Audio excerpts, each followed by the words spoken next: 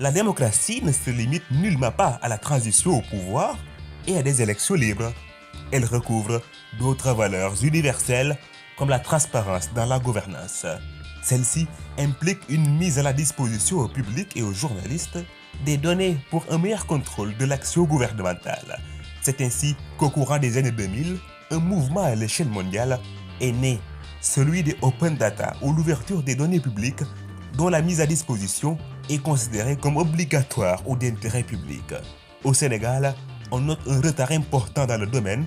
L'État est plutôt réfractaire à une plus grande mise à la disposition des données au public. Un chiffre est symptomatique de cet état de fait. Seuls 48% des sites internet ministériels au Sénégal sont fonctionnels en octobre 2017, soit 16 sur 33. Le reste, il suffit de taper l'adresse du site pour tomber sur cette fenêtre, page web inaccessible. Parmi ces sites, certains sont des départements ministériels clés comme l'économie et les finances, l'agriculture et plus surprenant encore, la communication.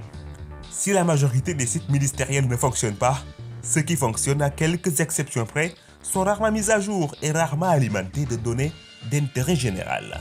Presque 2 mois après le dernier remaniement ministériel, le ministre Mame Mbaye Niang, actuel ministre du Tourisme, est toujours présenté comme ministre de la Jeunesse sur le site du ministère de la Jeunesse. Khadim Diop, déchu du gouvernement, reste pourtant toujours ministre de l'intégration africaine dans le site de ce ministère.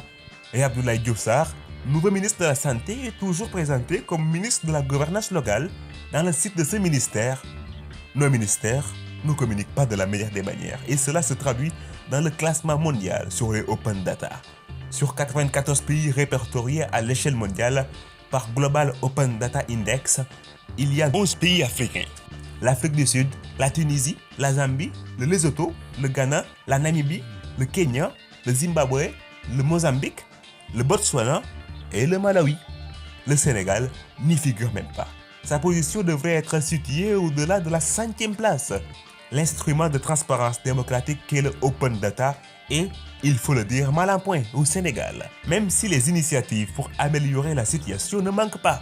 L'association Sénégal Ouvert fait de grands efforts dans ce domaine et la structure dédiée aux statistiques au Sénégal, l'ANSD, s'ouvre de plus en plus.